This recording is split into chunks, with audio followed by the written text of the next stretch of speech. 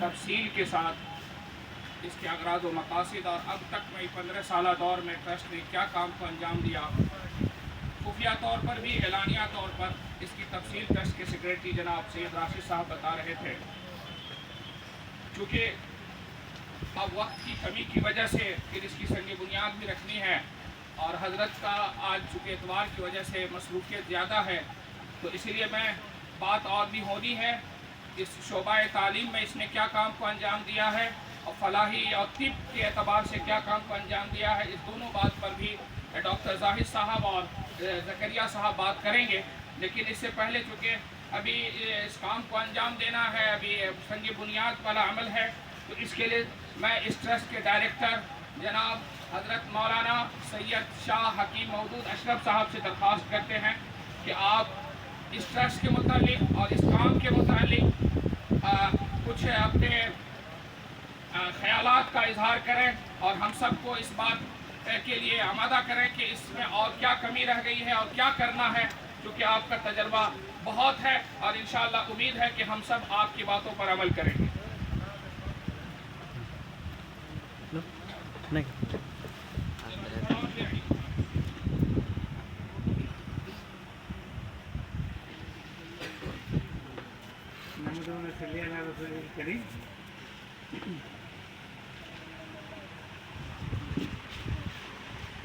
Trust میں جو لوگ کام کر رہے ہیں اور انہوں نے جو اپنے کام کا تعارف کرایا، اسے محسوس ہوا کہ اس علاقے میں کام کرنے والے لوگ موجود ہیں اور سننے والے لوگ بھی موجود ہیں۔ ظاہر سی بات ہے، جب کام کرنے والا اور پھر جب علاقے کے لوگوں کو جب تعاون ہوتا ہے تبھی جا کے کامیابی سے ہم کنار ہوتے ہیں۔ اور ابھی قاضی مشرف صاحب نے کہا کہ بات طویل نہیں ہونی چاہیے، تو کتنا مختصر کریں ہم نہیں سمجھ پا رہے ہیں کہ کون سی بات کہیں کون سی بات، ورنہ دل کو یہ چاہنا تھا کہ بقول میر کہ میر جمع احباب احوال درد دل کہہ لیں، پھر یہ التفات دل دوستاں رہے نہ رہے، تو پھر بات لمبی ہوتی کبھی ہوتی پھر کسی موقع پر۔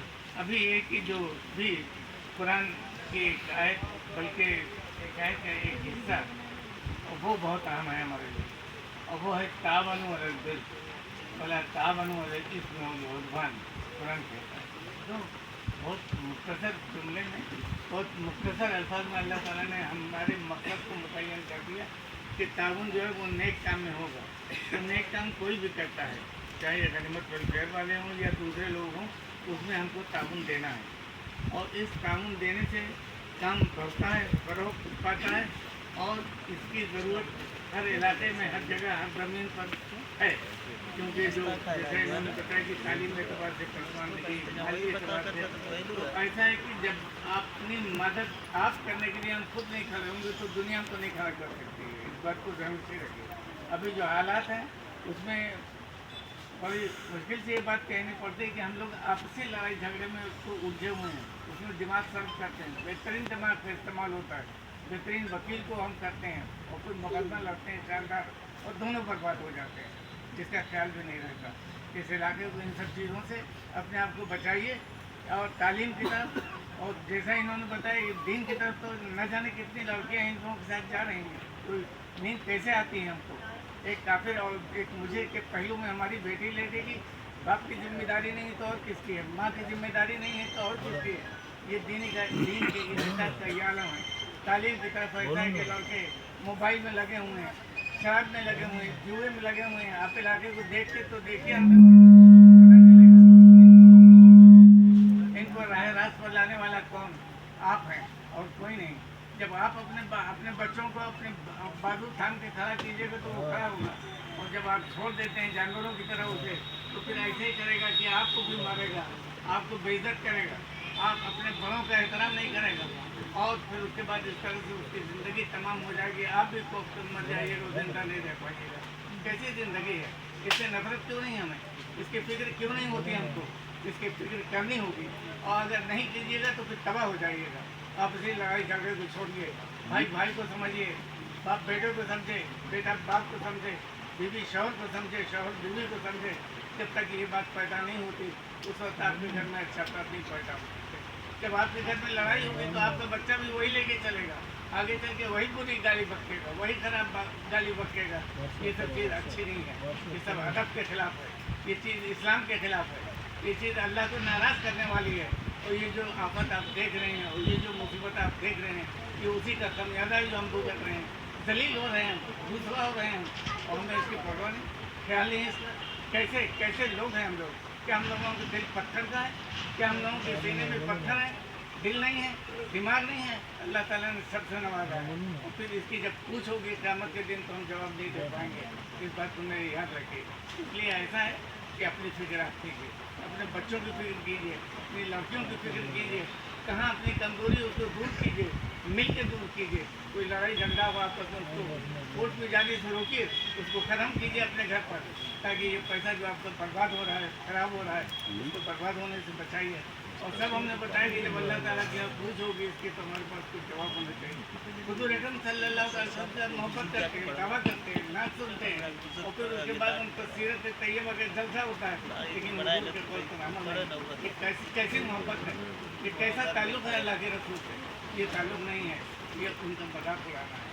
जब एक तरफ हम ज़बान से कुछ कहते हैं, कल्ब से कुछ कहते हैं, ज़बान कुछ कहती है, ये कैसी मोहब्बत है, कैसी उल्फत है? ये उल्फत नहीं है।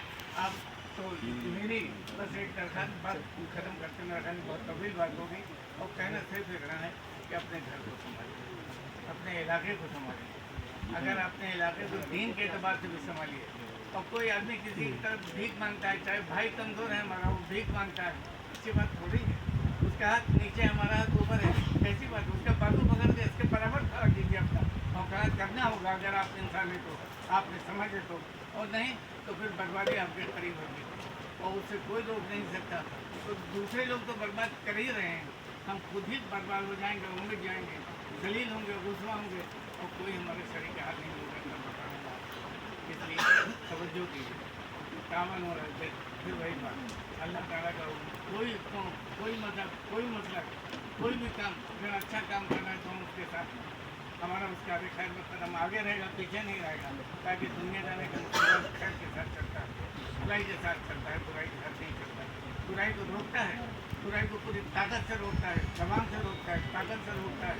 ये हमको हुक्म है, और इस पर हम लोग जाएंगे कभी लोग कीजिएगा, इसके लिए माफी और उम्मीद है इन पर नशे रखी हम लोग तबाही के तरफ जा रहे हैं, तबाही से हमारे हम लोग छुट्टी हुई है, जबान घरों पर है, हवा बहुत तेज़ चल रही है ना, ऐसे में मल्लाह को होशियार होना पड़ता है। और हर आदमी, हर घर का मल्लाह एक होता है, और वो उसके माँ बाप होते हैं, उसके घर वाले होते हैं, उसके समझदार लोग होते हैं। तो समझदार लोग हैं तो हमको समझदार होना है, बेदार होना चाहिए, और अल्लाह ताला हमको नेक काम के रोके, हर बुरे काम से रोके, आपस के मोहब्बत को, उल्फत को बढ़ाए, और या अल्लाह और हमको दीन की बेदारी दे, सियासी बेदारी दे, और हम काम करने वाले बंदे बने अल्लाह ताला के, और उन बंदों में हम ना हो, हमारा शुमार ना हो